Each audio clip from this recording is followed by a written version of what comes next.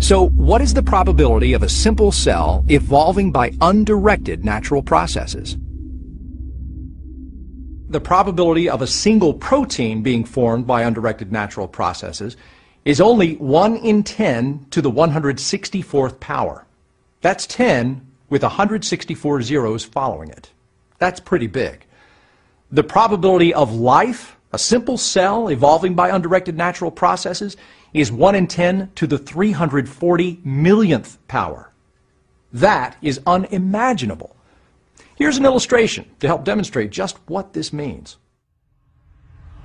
Here we have one tiny grain of sand. It's been estimated that there are 1 million grains of sand in a half a cup. It would take 1 million half cups of sand to fill a swimming pool that's 6 feet deep and 30 feet in diameter.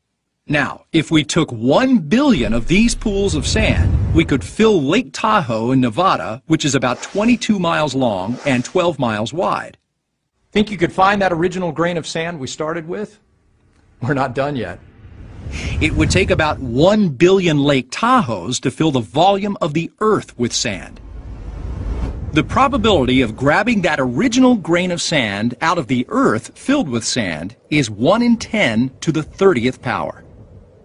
It would take 100 million Earths to fill 1 sun with sand, and 1 trillion suns to fill our solar system, 10 trillion solar systems to fill 1 cubic light year, 100 trillion cubic light years to fill the volume of the Milky Way galaxy, and finally 10 billion Milky Way galaxies to fill the observable universe.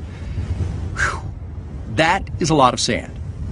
The probability of now randomly picking our original grain of sand from the entire observable universe is 1 in 10 to the 96th power.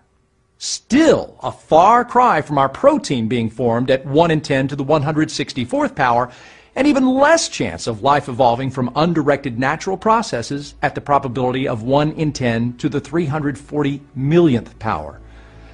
Starting to get the idea? Scientists generally consider anything with a probability of less than 1 part in 10 to the 70th power operationally impossible. And by the way, that calculation doesn't take into consideration the information that's stored in the cell, which directs the cell in all aspects of operation. That estimate is solely the chance of chemicals combining to form something living.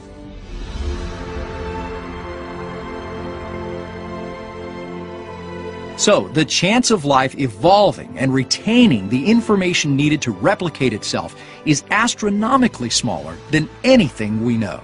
And that's only one organism. Think about what it would mean for millions of complex organisms to have evolved from an undirected natural process. According to information science, the probability is so small that it's deemed operationally impossible. So, knowing all of this, should the popular scenarios of chemical and biological evolution be taught globally as the only explanation of the origin of life and species? It's my belief that we're not opening our minds to the possibility of other explanations.